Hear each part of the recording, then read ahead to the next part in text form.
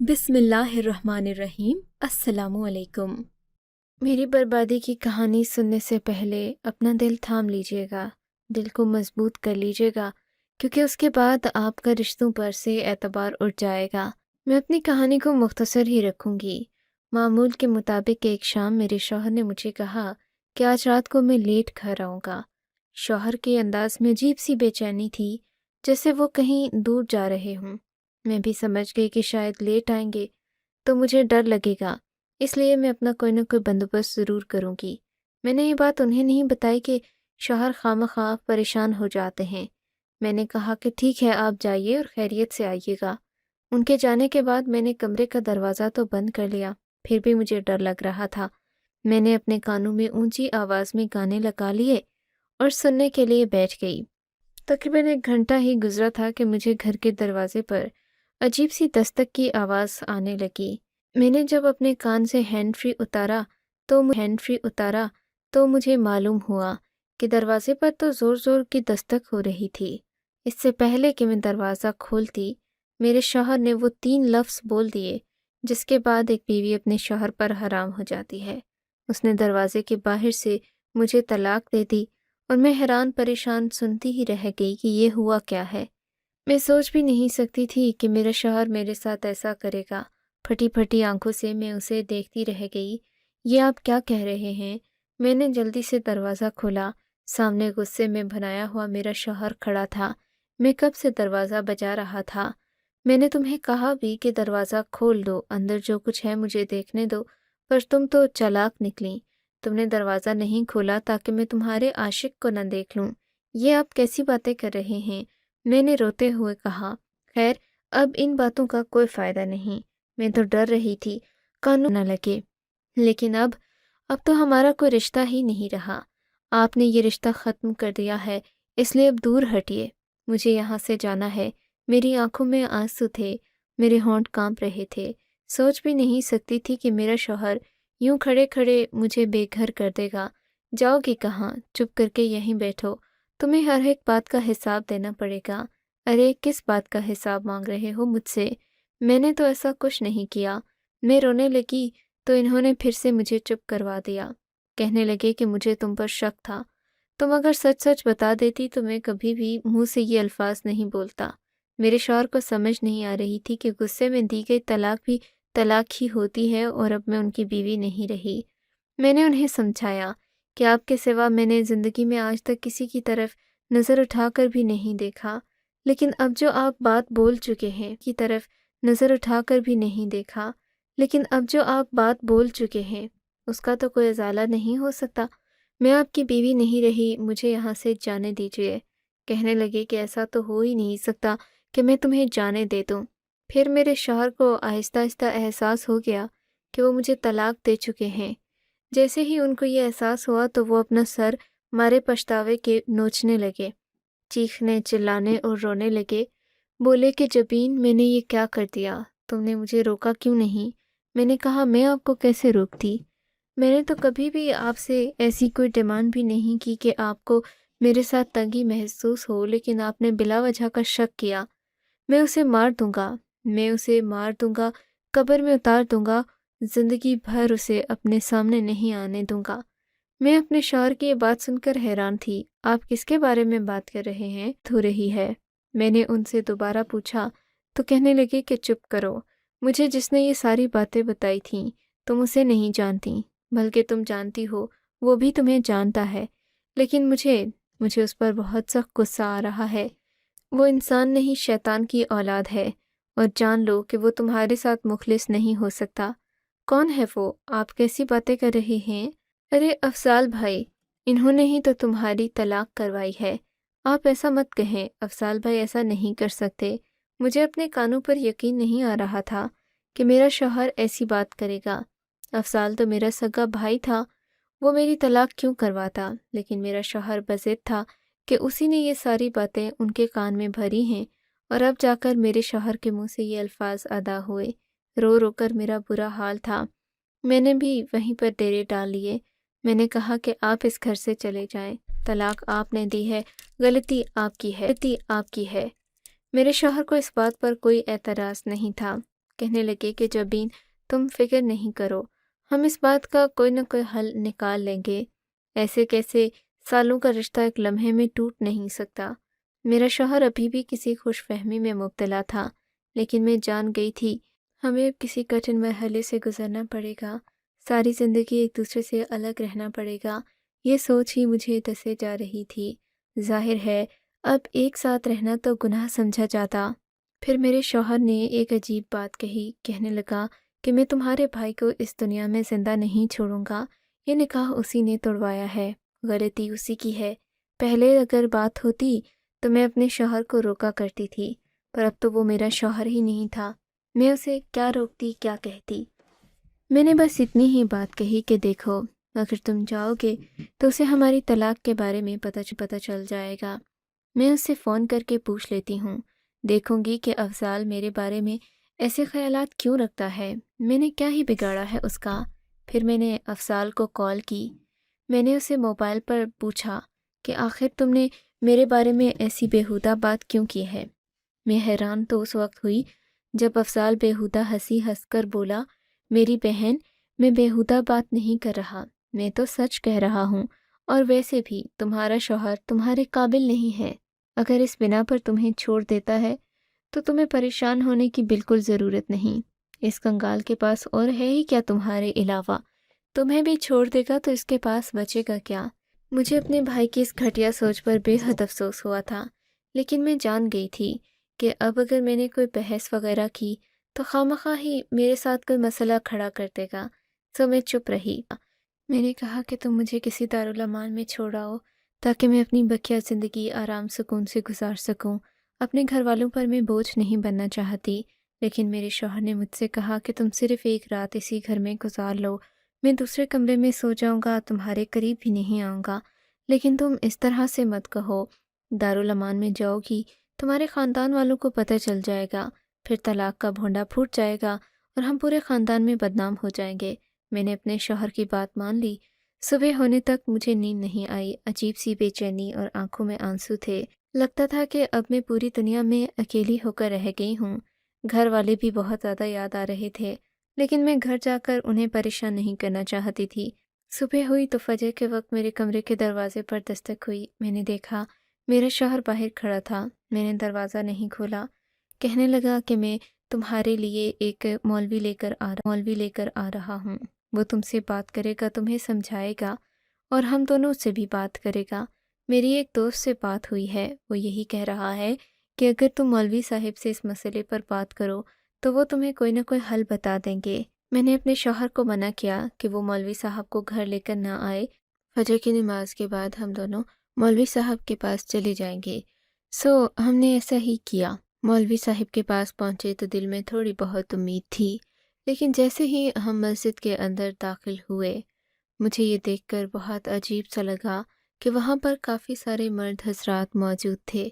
میں نے خود کو حجاب اور نقاب میں ڈھک چھپا کر مولوی صاحب کے حجرے تک سفر کیا، پھر میں اندر داخل ہوئی۔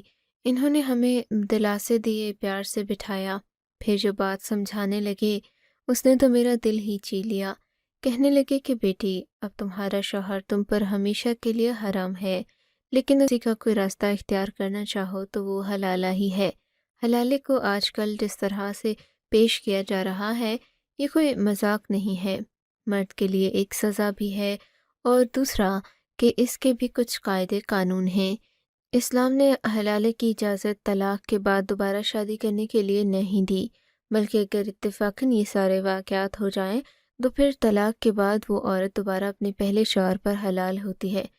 میں تو کبھی بھی کسی جوڑے کو یہ نہیں کہتا کہ تم حلالے کے لیے ایک اور طلاق کرو، کیونکہ طلاق اللہ کا ناپسندیدہ عمل ہے، جیسا بھی ہے جو بھی ہے تو طلاق ہی۔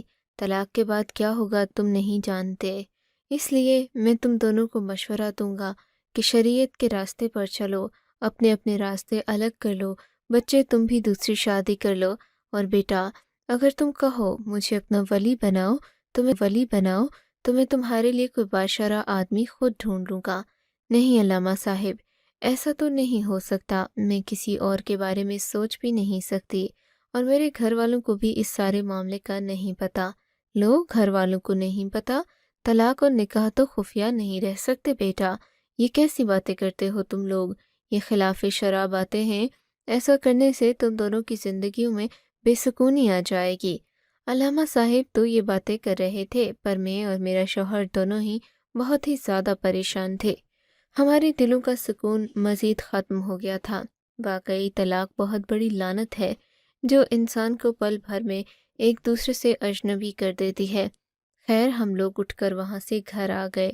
میں نے تو مزید کوئی بات بھی نہیں کی۔ علامہ صاحب سے میرے شوہر پیچھے باتیں کرتے رہے، لیکن جب میں گھر پہنچی تو میرا چہرہ آنسوؤں میں ڈوبا۔ میں کسی اور مرد کا تصور بھی نہیں کر سکتی تھی۔ میں نے زندگی بھر اپنے شوہر کے خواب دیکھے اور جب شوہر ملا تو اس کی خوب خدمت بھی کی تھی، لیکن پتہ نہیں کیوں میرے سگے ہی بھائی کی وجہ سے مجھے طلاق واقع ہو چکی تھی۔ ذہن میں کوئی بات سمجھ میں نہیں آ رہی تھی۔ تبھی گھر کے دروازے پر دستک ہوئی۔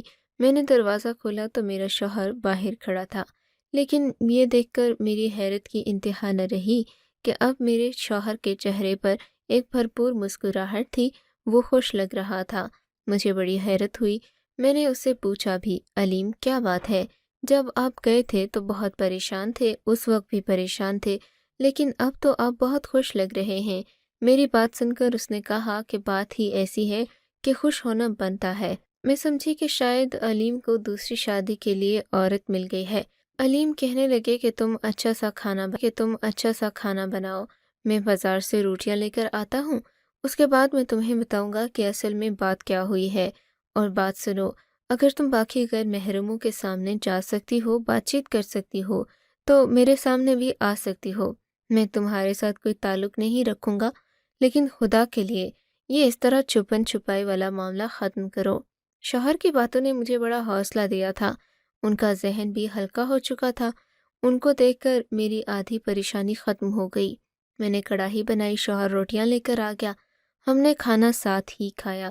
مجھ سے کہنے لگے کہ اسلام اتنا بھی مشکل نہیں جتنا کہ ہم نے بنا رکھا ہے۔ میں نے ایک اور مفتی سے بات کی ہے جو کہ ہمارے گھر کے قریب ہے۔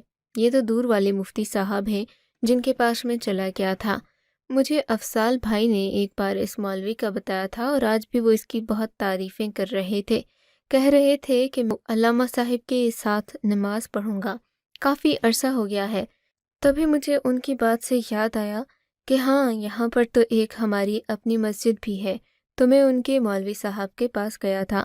انہوں نے مجھے کہا کہ طلاق کے بعد بیوی کے پاس واپس جانے کا واحد راستہ حلالہ ہے، لیکن حلالے کا سب سے بڑا مسئلہ یہ ہوتا ہے کہ کوئی بھی مرد اپنی بیوی کو طلاق نہیں دیتا، خصوصاً لوگ جب اعتبار کر کے دوسرے کے ہاں اپنی عورت سونپ دیتے ہیں تو نکاح کے بعد لوگ بدل جاتے ہیں۔ مردوں کی یہ ذہنیت ہوتی ہے کہ وہ ایک عورت سے بیاہ کر لیں، خوشی خوشی اسے جانے نہیں دیتے۔ اس لیے اگر کوئی بہت ہی قابل اعتبار انسان ہو تو اس پر آپ بھروسہ کر کے اپنی بیوی کو نکاح میں دے سکتے ہیں، پھر کچھ مہینوں کے بعد طلاق لے کر دوبارہ شادی کر سکتے ہیں۔ میں نے کہا بات تو آپ کی بالکل صحیح ہے، لیکن کر سکتے ہیں۔ میں نے کہا بات تو آپ کی بالکل صحیح ہے، لیکن ایسا قابل اعتبار آدمی ملے کہاں سے جو کہ فوراً طلاق بھی دے دے؟ ہاں ایسا قابل اعتبار آدمی ڈھونڈنا تو مشکل ہے، لیکن میں نے ڈھونڈ لیا ہے۔ تم بس اس کی فکر نہیں کرو، تم سب کچھ مجھ پر چھوڑ دو۔ تم نے بھی اس شخص کو دیکھا تو ہوا ہوگا لیکن جانتی نہیں ہو۔ میں اسے جانتا ہوں اور کافی اچھے سے جانتا ہوں۔ دل کا بہت اچھا ہے، زبان کا کبھی کبھی کڑوا ہو جاتا ہے۔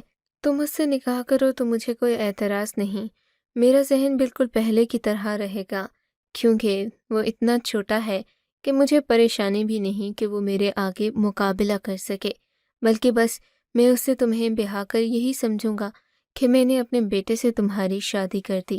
میرا شوہر ہنس پڑا تھا۔ یہ آپ کیسی واہیات باتیں کر رہے ہیں؟ میں ایسا سوچ بھی نہیں سکتی، کسی شادی بھی تو نہیں کر سکتے۔ پھر خود سوچو، اتنا زیادہ عرصہ تمہارے گھر والے بھی تم سے دور نہیں رہیں گے۔ مجھے تو لگتا ہے آج نہیں تو کل ان کو بھی یہ بات بتانی پڑے گی۔ نہیں، میں ان کو کسی صورت یہ بات نہیں بتاؤں گی۔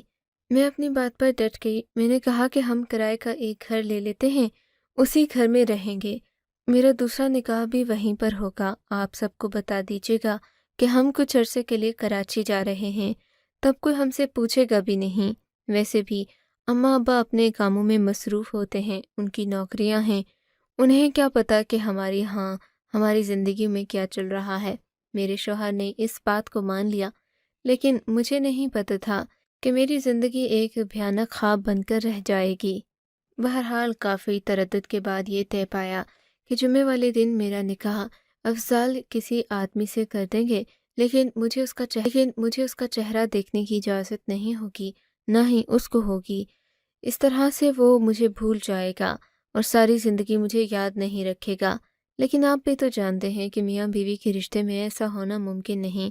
خیر سے میرے شوہر نے اسے ماسک پہنا دیا اور مجھ سے کہا کہ تم بھی اپنا چہرہ نقاب میں رکھنا۔ مجھے اپنے شوہر کی ان باتوں پر رونا آ رہا تھا۔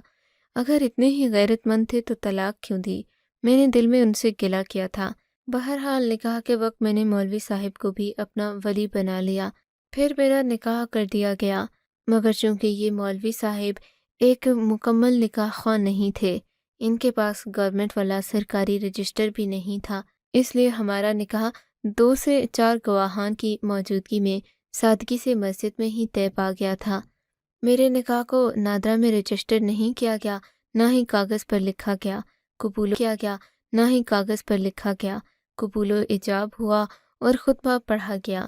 یوں میں اس شخص کی بیوی بن گئی جس کو میں جانتی تک نہیں تھی، نہ جانے اس کا کیا نام تھا۔ مجھے اسی کرائے کے گھر میں میرے شوہر نے پہنچا دیا۔ وہ آدمی بھی میرے ساتھ گاڑی میں بیٹھا ہوا تھا، لیکن یہ آدمی تو نہیں تھا۔ جب میں نے اسے بغور دیکھا، اس کا قد میری ٹانگ جتنا تھا اور وہ بالکل چھوٹا بچہ لگ رہا تھا۔ یہ بات مجھے پریشان کرنے لگی۔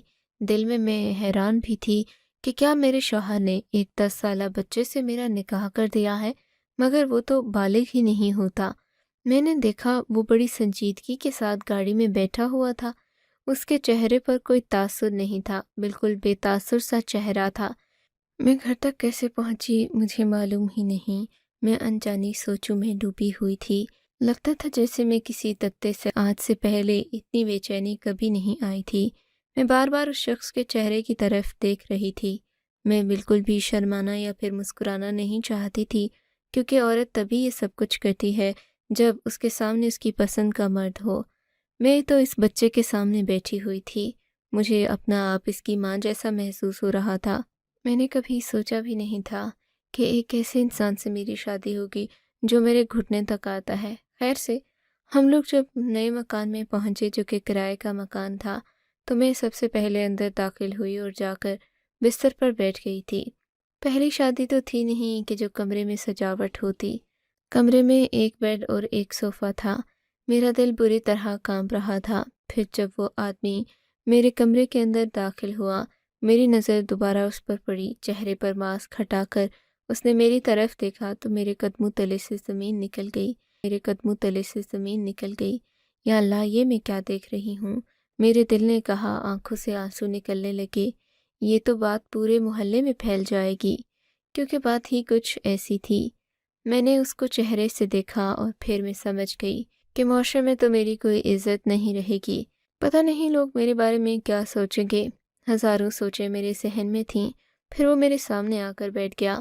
اس کے چہرے پر خباثت بھری ہوئی تھی۔ میری طرف دیکھ کر بولا، میری بلبل، تم تو بہت ہی زیادہ خوبصورت ہو۔